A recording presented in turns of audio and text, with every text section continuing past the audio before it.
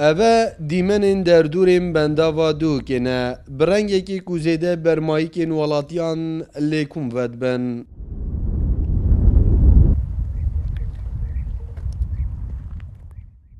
هرچند در اخراوین جنگ پارێزیê hewla paqijkirina wê den lê ji ber ku gelek caran bi xwebexşî ev kare dikir niha ew jî nemaye.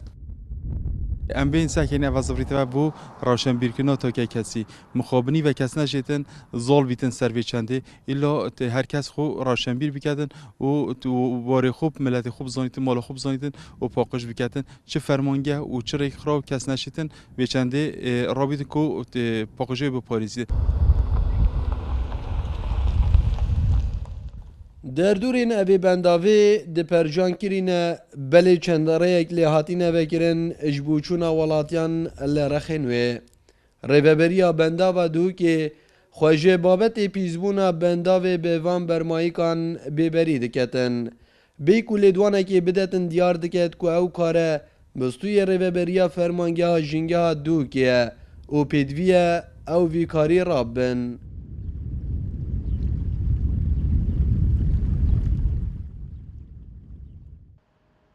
فرمانگه ها جنگه ها دو کشی نهفکاری ها ریوبرین پیوندیدار ادگلوان به کمتر خم دزانید بلو دخوازن والاتی دما قصدا به بنداوید کن پاقجیا جنگه برچاف ورگرن. ام نشین هر کسی که بچه سروی بنداوی کو پولیس گل بتن یان ایک چاودیریل گل بتن وقت شنکه دو که ام هر دم بر خود اینه چه گله و گازنده خلقه کی بگه نما یان بزانیم فعلا اوی کسی اف بنداوه پیس کر بتن بر مارکت خواه آوید بتویره اف کسا دیتا سزادان لو ما حس کن یعنی چه جهت پیوندیدار دام و دزگیت میری بت چه بنداوا ریوبریا بنداوا دهوک بتن چه شاروانی بتن چه پلیس دارستان و جنگه بتن رول خوب بینتن.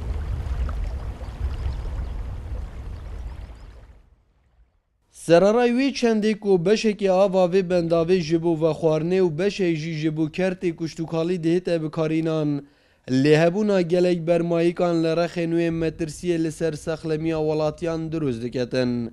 بویا لاین این پیوندیدار خوازیارن ولاتی دما قصد آوان جهان دکن برمایی کن خوال نزیک بنداوی نهیلن. نجار محمد کرساد نیوز دهوک.